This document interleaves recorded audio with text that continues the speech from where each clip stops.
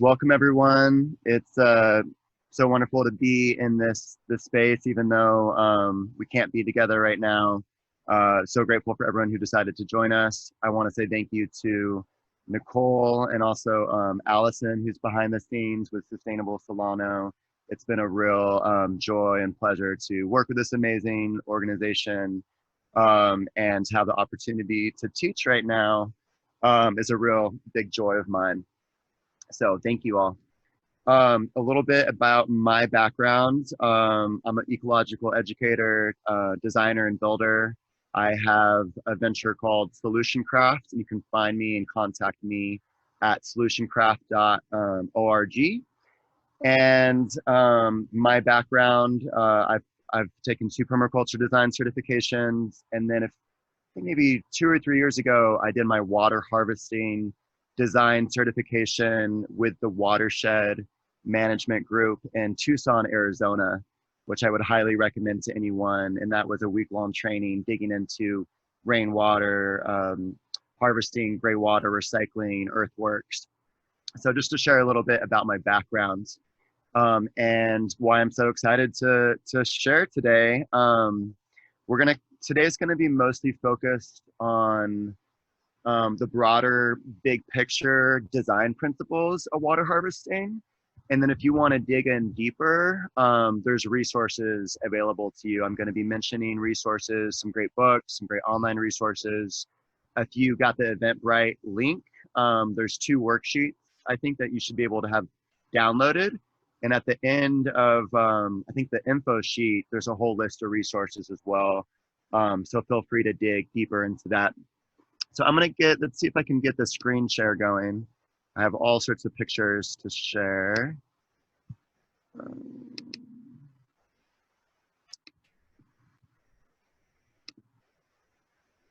Okay, is that working? Yeah, great. All right, so if we were in person and we're all, standing around in a circle, I would have us each go around and share our name and what watershed you come from. And I think that's a really important way to start any conversation about waters, to know where your water comes from and what is your watershed. So I'll just do it as an example. So my name is Brennan. I grew up in Palo Alto. So I think that's the either Rastadero Creek watershed or wider San Francisco Bay Area watershed. And my water that I grew up drinking came from the Tuolumne river watershed that was pumped 100 miles from, close to Yosemite National Park. I currently live in Fruitvale, which is a neighborhood in East Oakland, and I'm probably closest to the Sassel Creek watershed, and my water comes from the Mokelumne river watershed, which is another river system in the Sierra Nevada mountains. So we're not able to share right now, but just, I guess, a little homework assignment. I encourage you to look into where your watershed is, what is it called, and then also where your water comes from. And as an addition to that, I think it's great also to know and acknowledge the original indigenous land stewards. So I could say, growing up in Palo Alto and living in Oakland, I grew up in occupied Ohlone territory. So just to kind of ground us in this conversation, I encourage all of you to think about where your watershed is. All right, so we're gonna start off literally digging into Earthworks, which is a passive water harvesting technique. And it's gonna help us, we're gonna be going into some kind of larger principles that are gonna help us navigate the Earthworks systems. And then we're going to move into rainwater harvesting cisterns, greywater recycling, and then we're going to tie it in and tie it home. And again, as I mentioned earlier, this is kind of our broader picture, quick little deep dive into water harvesting. With all of these practices, I would encourage you to do your own research, read books, connect with teachers, and continue to study the way these best practices work. All right, let's see here. Okay, we can still see this okay? So introduction to water harvesting, we're gonna begin with what is known as Earthworks. And Earthworks is how we can shape the earth to be able to passively harvest rainwater. So you can see this picture. A permaculturalist might call this a swale on contour. A hydrologist might call this a diversion swale. Someone else might call this a berm and a basin. But no matter what you call it, you can see the rainwater that's coming down this slope is being captured by this berm. It's flowing, spreading, and sinking into the ground. And you can see there might even be some trees or plants, vegetation planted on the berm. So now instead of this water just running off, we're sinking it into the ground where it can go and water our plants. So that's what Earthworks design is all about. All right, so this is a current, this is a very modern and very common suburban home. And it is suffering from the problem of water runoff. So you can see the water's running off the roof, it's running off the landscape, running off the driveway, off the sidewalk, and it's going into the street. And if this was in the Bay Area, it would be going down into the drainage and then down into the Bay Area, right? Drains to the bay. So any petrochemicals, any pollution on these surfaces are going to be drained off. Well, how could we redesign our homes to turn that water run off into a water sink in? So water harvesting involves capturing, diverting, and storing rainwater or recycled water, known as greywater, for plant irrigation, home uses, and groundwater recharge. So you can see the water off the roof is being harvested into this water tank, this water cistern, which is watering the landscape.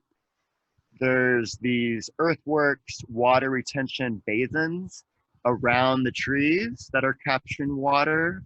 There's even a what's known as a curb cut, which we'll be talking more about, how this curb has been cut and this water is now going into this vegetation.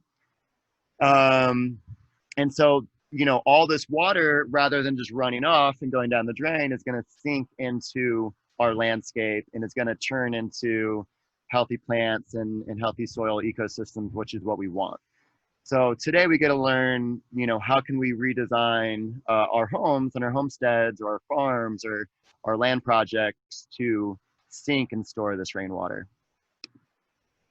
So in our current city design, stormwater is mostly treated as a problem, right? We pave it, we pipe it, and therefore we pollute it. You know, it's treated as a problem. What does it mean if we instead viewed stormwater as a solution? We would slow the stormwater, we would want to spread it out so that we can optimize the sinking. The best place to store our water is actually in the soil. So Earthworks involves shaping the landscape to passively harvest rainwater into the soil and the organic cover, the mulch and the plants. So you can see there's these berms, they're covered in mulch. In this case, it's a straw mulch. Could also be like a wood chip mulch. I imagine they're going to be planting here. So they're harvesting that water into the landscape. This is the tradition of Earthworks, the ancient tradition in human history. You can see these are the, don't quite know how to pronounce that, maybe Banu rice terraces in the Philippines. And you can see this is a very expansive system of terraces. I'm pretty sure you can see this from space. And this is allowing the rainwater to be harvested and stored to grow rice. So a lot of the pictures and a lot of the information and the water harvesting design principles that I'm about to share have all come from Brad Lancaster, who's an amazing teacher of rainwater harvesting, and this is his book, Rainwater Harvesting for Drylands and Beyond. So I recommend that you check this book out. There's also an amazing online resource. So Brad has been responsible for transforming his suburban neighborhood in Tucson from a barren, very dry environment into a thriving ecosystem using these water harvesting techniques. So I invite you to check those out. All right, so our first water harvesting design principle is to begin with long and thoughtful observation. And for those of you who are experienced in permaculture design, permaculture being an ecological design methodology, we in permaculture design or in water harvesting design, or even in the scientific method, or even in nonviolent communication, we're always beginning with our observations. So as Brad Lancaster says, the best way to start water harvesting is to go out in a rainstorm with a shovel and just see how the water moves. So you can tell obviously here, this water's coming off the roof. It's you know, filling up this puddle. It's fun to play with, but this is a clear observation. There's a lot of water here. Do we want the water here? Do we want the water watering the lawn? Do we want to bring vegetation in here? Do we want to move the water? We're always going to start with our observations first. In water harvesting design, we always want to start at the top, the high point of our watershed, and work our way down. And hopefully that just intuitively makes sense. And when I would do this class with the high school students, I would ask them, you know, this dam and this irrigation pond, do you think this is above or below the rest of the farm?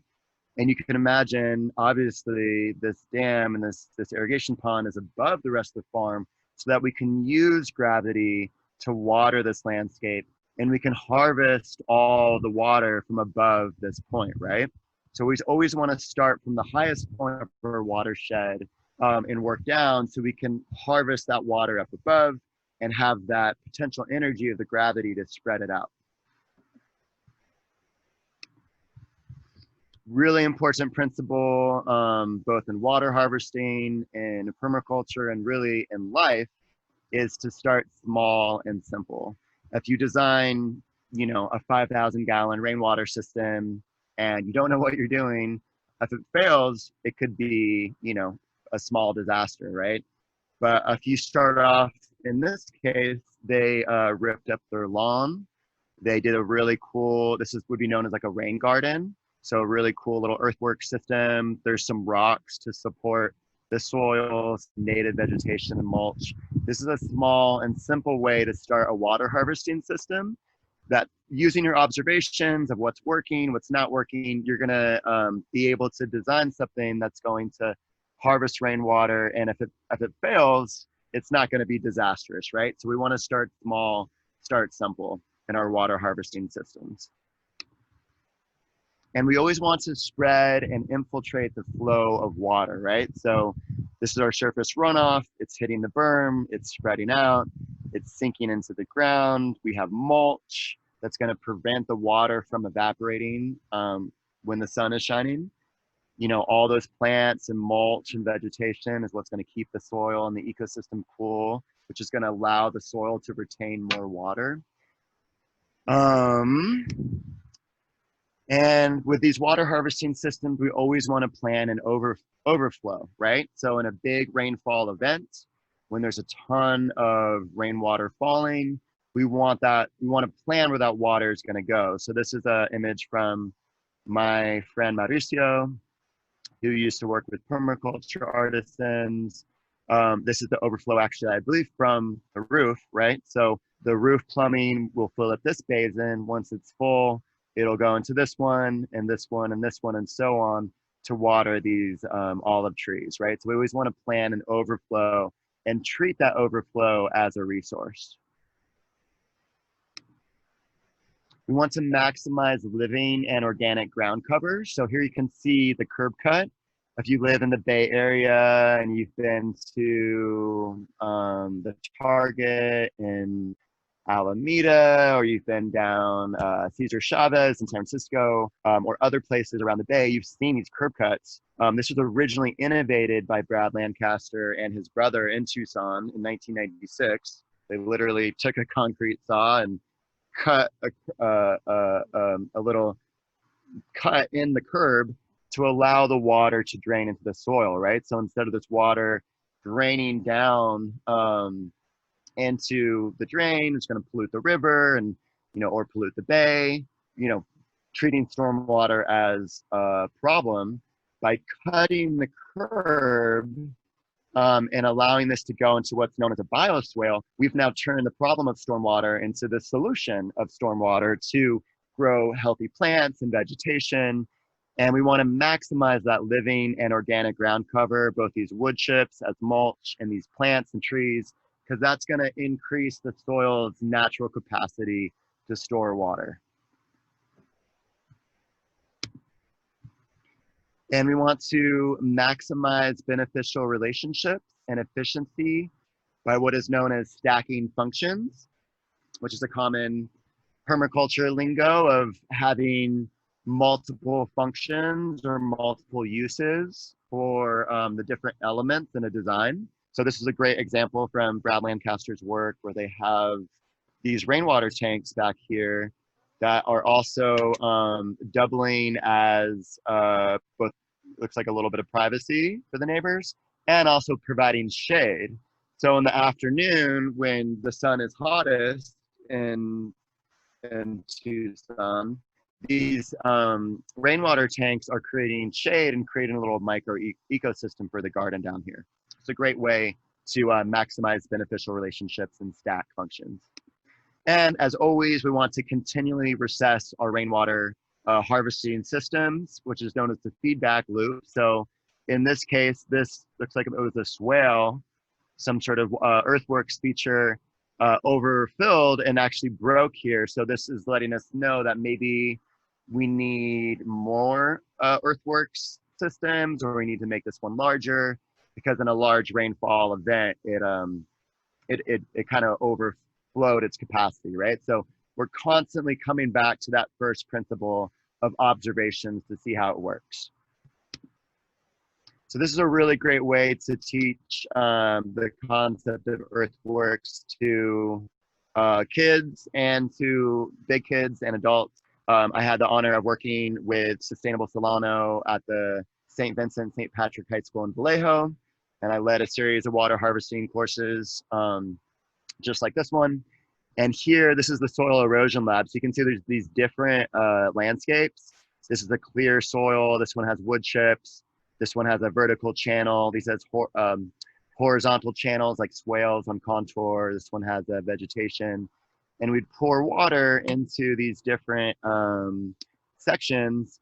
And then you could see the real-time soil erosion and water runoff from these different systems, right? So the kids learn that with wood chips, with the living matter that's holding the roots, there's much less soil erosion than if it's just bare soil, right? We want to avoid just having bare soil. This is a huge issue right now in any of these fire aftermath areas, like in the Santa Cruz Mountains, which is really steep. The vegetation has burned. There's no longer the roots or the vegetation to hold the soil. How are we going to mitigate this before the rains come and there could be potentially huge landslides, right? That's a big question. And earthworks could be a potential avenue for a solution there. So the main takeaway with earthworks, and again, big picture principles, there's so many more details when it comes to earthworks as far as sizing, how big your basin is, measuring on contour. I encourage you all to dig deeper with that. But the main concept is with earthworks, we're shaping the earth to slow, spread, and sink the water into our landscapes and reconnect the water cycle with our carbon cycle. Carbon meaning the soil, carbon meaning the plants. We want to store the water in the soil, store the water in the plants to create healthy ecosystems that are going to thrive and be regenerative. So that's the little, the quick little snippet into earthworks. And again, if you have questions, feel free to put them in the chat.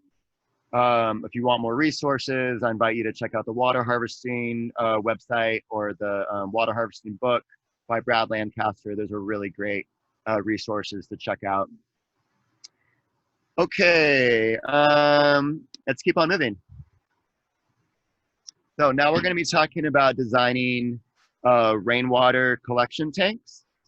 So the earthwork systems are what is known as a passive form of water harvesting, meaning that when there's a rainfall event, the water is just going to collect into the basin. It's just going to collect into the soil, into the plants. I don't have to do anything other than the original installation and the maintenance, right? Collecting rainwater into a storage tank or greywater system is what we know, what is known as active rainwater harvesting. I'm actively collecting this water into a tank, but in order for it to be harvested into my landscape, I need to turn a spigot or turn on a timer for an irrigation valve, right? So there's some sort of interaction that needs to happen in order for the water harvesting to take place. The benefit of that is you can store rainwater in your tank during the rainy winter season and then use it for the drier seasons, right? So that's the benefit of the active water harvesting. And there's two kind of main rainwater systems, although there's quite a few, but there's this large tank. So in this case, is a plastic tank. There's other materials you can use for tanks that I'll talk about. These are these recycled rain barrels I'll also be talking about. This is at the Hoover Elementary School, which is maintained by Wanda and another amazing community of stewards in West Oakland. All right, so why collect and store rainwater? This is a rainwater collection system in the ancient city of Pompeii. I had the honor of visiting, which was built in AD 79. So you can see the rainwater was just came off the roof into this collection system, really simple. And then they could use this rainwater for bathing or, cleaning or whatever it is. So this was a crucial way for them to be able to use water in their built environment.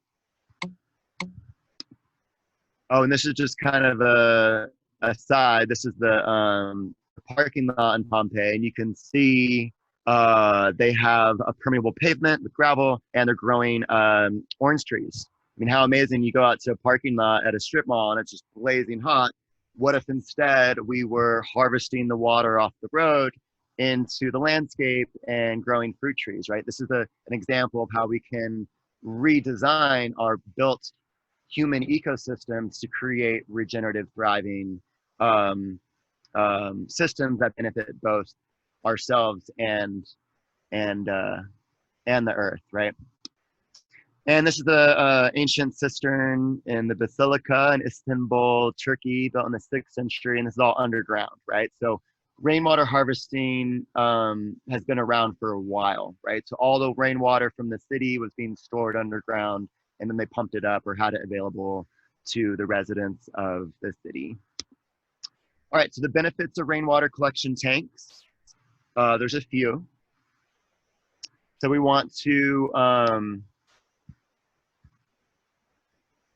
reduce dependence on groundwater if you're on a well or on city water. So, a lot of times the water from your city system may not be the most sustainable. It might involve a dam that's blocked a river. For a significant portion of the Southwest that gets their water from the Colorado River. The Colorado River is rapidly being deplenished. So we need to reconsider, our relationship to the water, especially for those who depend upon the Colorado River system. And probably a lot of different city water systems could be under threat, especially with the climate crisis, right? So a rainwater tank can give us some water security, both for irrigation, and if it's a potable rainwater system, it could also be water for your family or friends. Rainwater is healthier for soil and plants than city water because it has a more neutral pH, and there's no chemicals, right? So city water can have fluoride, it can have chloramines, which is a residual from chlorine. So the rainwater is going to be healthier for plants and healthier for humans. It can be emergency water, both for drinking if it's potable, and importantly, in the West, for firefighting. It's an important consideration. And it's cool. It's cool to harvest rainwater. That's an important thing. So when we're considering a water harvesting system, and this goes for any water harvesting system, we want to consider the quality of the water. So is it rainwater? Is it gray water? Is it water coming off an asphalt roof versus a metal roof? There's a difference in the quality of the water there. We want to consider that. What is the quantity of the water? In a moment, I'll kind of go over how we calculate the amount of water off a roof or off, for a system. What's the availability? Do I have gutters? Do I have a spigot? Can I access this water? And then, yeah, the accessibility of the water. Is there a place to have a tank or a pond? So these are all kind of big questions when considering a water harvesting system. Most important with any water harvesting system and a rainwater tank system as well, what is your site objective? Is this for plant irrigation? Is it for food production? If you want to do a potable drinking water system, there's a whole lot you have to consider. You might need a permit. You're going to need a filtration system. Or is it non-potable? Is it for fire protection? Emergency water storage? So it's best to start with your site objective because that's going to dictate the whole design. You may not need a rainwater tank, but it just depends on your site objective. Rainwater tank components. So we have the roof, the gutter. We have what's known as a leaf eater, which is going to collect the leaves or any debris. This can be removed. That's important. We don't want any debris in our rainwater system. A lot of rainwater systems have what's known as a first flush. So I don't know how well you can see this, but the first flush of water off the roof, the first rainfall off the roof, is actually going to get collected into this pipe that's going down here. And so, for example, right now with all the ash in the West Coast, this stuff is toxic. I would highly recommend that you, wash off your roof first before you harvest that water into your landscape, right? So this first flush system, that first rainfall, that's going to wash all the ash or the toxins or the dirt, whatever it is, it's going to go into this first flush. And then once that fills up with the dirty water, hopefully then your roof has been cleaned enough that the clean water is going to go into your tank. So I hope that makes sense. And then between rainfall events, it's important to drain that first flush. There's a little kind of spigot or valve at the bottom, and that's going to allow for that next first flush to be diverted from your tank. So kind of a cool little, what we would call an appropriate technology to keep your rainwater clean inside your tank. And then just with an earthwork system where you want to overflow, you also want to overflow for your rainwater system. So once it's full, you're going to have an outlet pipe. That outlet, we want to use it as a resource so it could overflow to a rain garden. So when your tank is full, the extra water will spill over and go into, this is like a native landscape with rocks to harvest the water into the soil. So this is a blue barrel system. These are using these recycled 55-gallon barrels that are food grade. You would only want to use food grade barrels. These are used for like olive oil or syrup. You clean the barrels off, and then there's a way to do to plumb the lids underneath. I'm not going to get too much into the details there, but there's resources. There's the company Blue Barrel that does these systems. I've done these systems as the Alta Vista School in San Francisco. We had a 12-barrel, so 660-gallon system. The Hoover Elementary School Garden had a 5-barrel, so like 275 gallons. So these are smaller systems. They're great for schools. They're great maybe for like a more affordable water harvesting system as far as the materials go. But it depends, they're going to be able to harvest less water. They might take up a little more space than just getting a regular rainwater system. So this is kind of more DIY, but it's a great system to do for schools and also for the home, depending on your needs and also your space. Great thing is that you are using a recycled material, which is wonderful. So how do we calculate the best size rainwater tank for our homes? And I might start going just a little quicker so to make sure we leave room for the gray water and also for the questions. So as you can see here, does this tank have an overflow? Obviously not, right? Because it's just overflowing from the top. Whereas we want a pipe to move the overflow away from the tank, right? You don't want to wash out the foundation of the tank. That could be detrimental. So to size the rainwater tank, well, you need to know your intended use. It's going to be different if you're watering a veggie garden than if you're trying to protect your home from a wildfire. You know, we could be talking about 500 gallons versus 20,000 gallons, right? So intended use. We're going to do our rainfall volume calculation. I'll show you how to do that. How much space? So you can see this is what's known as a slim line tank to fit into this little area next to their house. You're going to want to know your local climate and rainfall pattern. Size in a tank for Tucson, Arizona might be different than for Bellingham, Washington. What's your budget or your client's budget is really important. Some of these tanks can be really expensive. And there's no permit needed for tanks 5,000 gallons or less. Now, this is for California. I will mention a lot of people, there's kind of a general misconception that it's illegal to collect rainwater off your roof. And California is legal. And I would say probably the majority of places in the States it is legal. But there are places it is illegal, like Flagstaff, Arizona, it's illegal to collect rainwater. Parts of the country, I haven't done all my research there, but it is illegal in some places to harvest rainwater. I think that's a crime. I think you should have that right, but definitely make sure to do the research of your particular climate and city. In contrast, I'm pretty sure in Australia, it's like mandated new construction. You might have to put a rainwater system.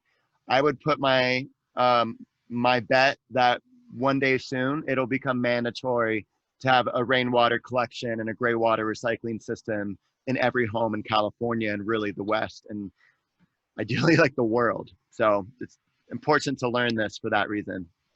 All right, so how do we calculate rainfall volume? 1 inch of rainfall on a 2,000 square foot roof would be 1,250 gallons of rainwater. How did I get that? How did I go from inches of rainfall into gallons, which is what we want, at least in the English system, right? We're not using liters, unfortunately. So this is the rainfall calculation. If I had more time, I would dig a little deeper into this.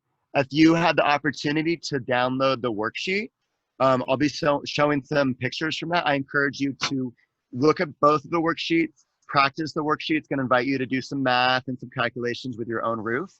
I invite you to do so. If you even want to, scan what you've created and send it to me, or, in a PDF on my email, I'll totally check it out. If you have questions, we can follow up beyond just the containers of the space. But the main thing to know here is in order to go from inches of rainfall, which is what you need to know. So in the Bay Area, it's roughly about 25 inches of rain on an average year per year. You can look that up online for your particular locale. And then you're going to calculate the surface area of your roof. And it can depend, if you want to calculate for a particular gutter, you would just measure the surface area of that collection area, if that makes sense, right? So if I have a 10 by 10 shed, that's going to be 100 square feet is my collection area. So how do I get from surface area of the roof, inches of rainfall, to gallons? I need a conversion. So you can see here, the conversion is 0.623 gallons per square foot inch. That means for every 1 inch of rainfall on 1 square foot of surface area, I'm going to have 0.623 gallons. That's the conversion. Knowing that, and you can see some examples here, I can calculate how many gallons of rain. And then it's great to calculate both, what is your annual rainfall? So in Vallejo is 21 inches. And what would be just the 1 inch rainfall, right?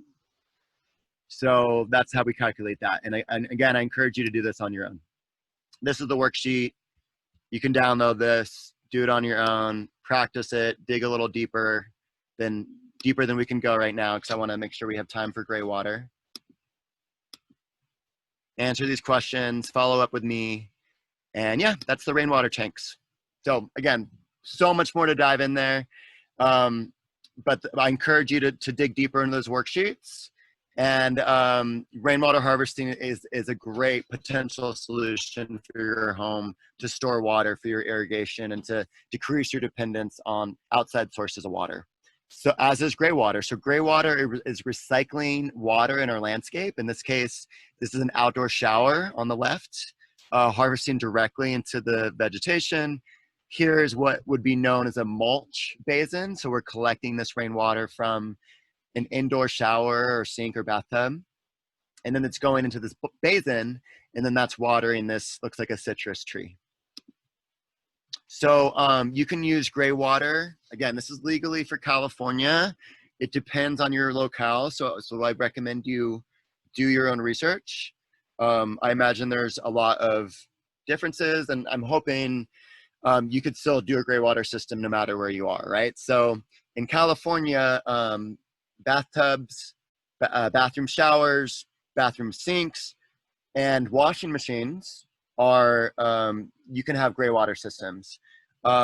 Kitchen sink water, toilets, obviously that would be black water. You can't recycle that water into your landscape. Laundry landscape is using your washing machine water into the landscape. There's so much more I could say about this. But the great thing about doing this is that there's already a little pump with your washing machine. So it allows you to pump that water out into your landscape. And if you're in the Bay Area, get in touch. My friend Nina with Backyard Permaculture Guild, who I work with, she's also worked with Sustainable Solano and with Greywater Action. Big ups to Greywater Action, who's done all the advocacy to make it so we can do these Greywater systems in the first place. There's lots of resources to do these systems yourself at home. But of course, there's a few things you need. You need a 3-way diverter valve, so you can turn the system off. If there's a huge rainfall event and the soil is saturated, that Greywater is going to have nowhere to go. You're going to turn your Greywater system off. This is what the diverter valve can do. You can turn it to the Greywater system outside, or you can turn it back to the sewer. Let's say you have family over and they need to use bleach. You don't want that bleach going into your landscape. You're going to turn it back to the sewer, right? So you need a 3-way diverter valve. You need a place for the Greywater to go. In this case, you have a mulch basin. So much more to say about how you can size. You can actually calculate how much Greywater you're going to use from your sink, from your shower, from your washing machine for the whole year. You need to do these calculations to figure out how many basins you're going to need, or how many fruit trees you're going to need to go with those basins, so that you can make sure the Greywater has a place to go. In this case, the Greywater is going, it's filling into this mulch basin. And then over time, the plant roots are going to reach into the basin and take in that Greywater, right? And then also we needed to make sure to use biodegradable soaps and detergents, because we don't want bleaches and all these nasty toxins to go in a Greywater system. And frankly, anyways, you should just be using biodegradable soaps because it's just better for you anyways. All right, so the complicated laundry landscape system, again, don't have time to go into this, but I encourage you, there's resources, or if you're excited to do a system, reach out to me, reach out to Sustainable Solano. We can connect you with resources to do this. Here you can see the basin going around the drip line of the tree to feed the basin. You can see the roots going into the mulch. Plenty more to talk about here. This is a system I installed with Nina and my friend Marissa and my friend Colin. You can see the mulch basins kind of feeding the laundry to landscape system. This is now all totally grown out. And you can see this is what's known as a branched drainage system. So whereas a laundry system has a pump that gives you a little bit of pressure to pressurize the irrigation system of your landscape, a bathroom, shower, or sink or bathtub is going to be using gravity. So it's kind of a different system. Again, can't go into the details too much, just kind of bigger picture patterns right now. But those are kind of the two main types of gray water systems. You do not need a permit in California to do a laundry to landscape system. You do need a permit to do a branch drainage from a bathroom sink or shower. Again, that's for California. If you're in a different place, you need to do the research. And my favorite is just the simple shower to flower, gray water, outdoor shower.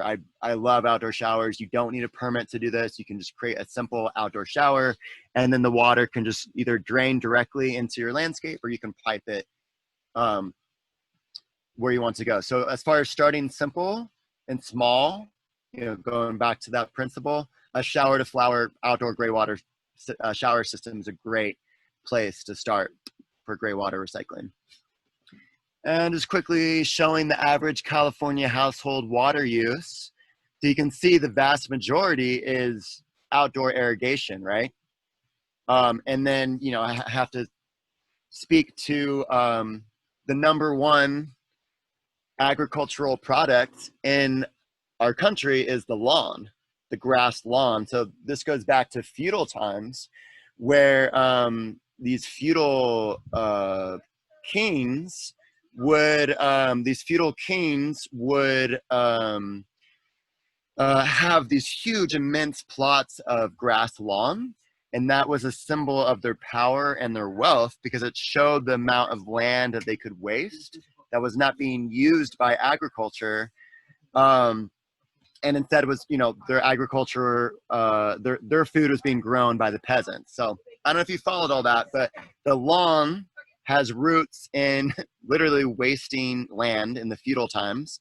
And it's just a shame that we're using all this water to go to lawns. So we can do xeriscaping, we can do native vegetation, we can do gray water recycling, we can do rainwater harvesting, and that will help break down our outdoor irrigation use, right? So we can use the shower water, our kitchen sink water, our laundry machine water, and that should meet a significant portion of our outdoor irrigation needs. All right, so this is just kind of showing these different gray water systems. All right, so real quick review, and then we're gonna have just a little bit of time for questions, right? I'm doing okay, Nicole? Yeah, just a real quick review. Earthworks, harvesting water into the earth, slowing, spreading, sinking water. How could we prevent this from happening, right? All that soil erosion. So we can create earthwork systems to slow that water. When the water speeds up, doesn't have the vegetation or the earthworks or the mulch to slow it down. This is the erosion that we get, right? So we want to slow, spread, and sink, as was shown in the soil erosion lab. Always want to begin with the observations. Start at the top, your watershed, work down. Start small and simple. Spread and infiltrate the flow of water. Maximize living and organic groundwater. Okay, I'm gonna skip this. We went through the benefits of rainwater. We know that we need an overflow there, showing the overflow into a rain garden. This, we would want to have a way to capture the debris of the rainwater, and we want to prevent mosquitoes from getting in our rainwater system. So that's what these screens and components do. Getting into the sizing of the rainfall. So I'm just going to skip ahead. Knowing what gray water systems we can use and cannot use. Again, lots more to dig in here, but I'm hoping you get kind of the big picture, big pattern. Just skipping ahead here. All right, so why are these lessons important? You know, we could have another hour discussion of why this is important, but the main takeaway I want you to have is that we need to reconnect our water cycle with our carbon cycle in the built human environment. Absolutely critical to the climate crisis today. We need to prevent this water from just draining away into the bay, into our rivers, and then we need to store this water in the ground, store this water into the plants and the trees and the vegetation. That's going to take carbon out of the climate. That is going to reduce our dependence on outside sources of water, which are generally depleting worldwide. And it's going to create healthy regenerative ecosystems that are going to shade and produce healthier habitats for both humans and animals and insects and birds. So if you just take one thing away, it's that we need to redesign our built environment, use these water harvesting design principles, and we can create really amazing systems. Like this is the Tamera Ecovillage in Portugal, redesign their entire, created huge earthworks basins, you can see here, using huge excavators, and turned effectively desert into paradise. And there's an amazing book called Desert or Paradise by Sept Holzer, Seppholzer, if you want to learn more about this large-scale water harvesting techniques. I recommend you check out that book. I'm reading it right now, and you can check out the case study of Tamera. So bigger picture, this is what we need, but you can do this on the small scale with a shovel, small scale with a rain barrel. We all can begin to work towards water harvesting today. So thank you all so much. It's been an honor to speak with you. You can get a hold of me at solutioncraft.org. There's some great resources there. Connect deeper with Sustainable Solano. And I believe we have about like 7-10 minutes left maybe to just do some quick questions. Yay, thank you so much, Brennan. We'll just have to try to bring you back again.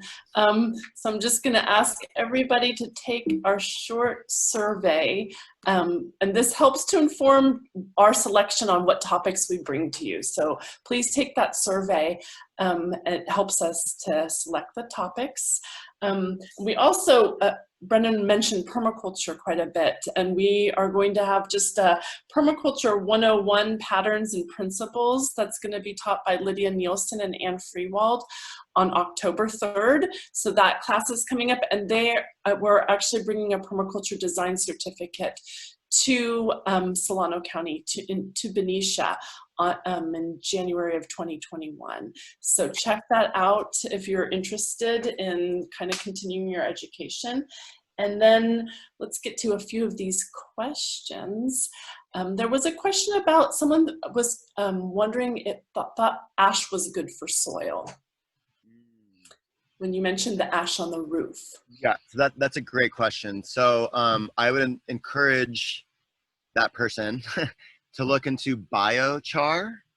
It's a whole kind of rabbit hole that we won't get into too much, but biochar would be great for the soil. We can create biochar in a healthy way. It's effectively like charcoal. It's wood burned without oxygen, and that's going to create this amazing structure that's going to be good for our soil. Ash from your campfire, probably pretty good for your soil. I think it could be used as an amendment. Now, the ash from these fires is incredibly toxic, right? So we have homes and structures and cars that have burnt, and they have, dioxin, which is one of the greatest carcinogens known to man, benzene, all these really nasty toxic chemicals. The ash from these wildfires is very toxic. We don't want that in our plants. We don't want that in our water systems. Don't want that in our gardens. So for the wildfire ash, that's toxic. That's not good. Ash from your campfire, or I encourage you to check out biochar. That would be beneficial for your soil. Great. Yeah. So there was also a question, I wanted to bring it up just because I think other people might have it too. Does the pitch of the roof affect the amount of water that comes off of the roof? Yeah, so that is an excellent question. When we're measuring the surface area of the roof, you are, even if it's tilted way up like this, you're still measuring that surface area because there's still that water being captured, depending on the tilt. Obviously, we need to have enough of a tilt, enough of a slope to be able to drain into the gutter. As what we talk about in water harvesting, when we're designing the systems, we always talk about the relative elevation, right? What's the relative elevation of the roof to the gutter, to the spigot, to the tank, to where you want your water to go, you know, because if your raised garden bed is higher than your rainwater spigot and you don't have a pump, you may not be able to reach that with a hose. Maybe there's enough gravity and force to be able to do so, maybe not. So as far as the pitch of the roof goes, if it's slanted more like this, you might have a little less efficiency. Like there is like a coefficient. Don't need to get too much into those details, but there can be a little bit of water loss. You know, like you might only collect 90% of the water off your roof.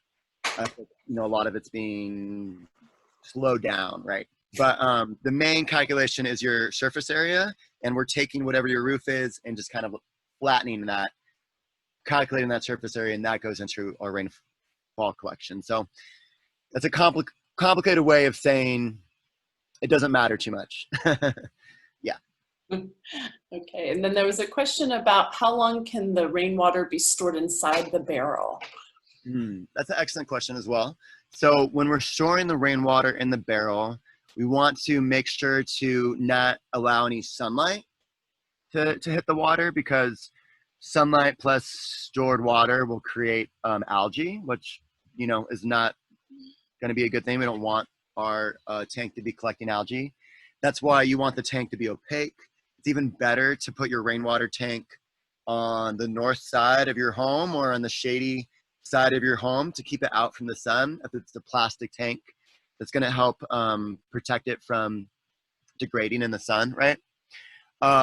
So ideally, we want to collect that rainwater and then we want to drain it before the next rainfall, right? Because that's going to keep that water moving and it's going to allow us to be able to harvest more rainwater.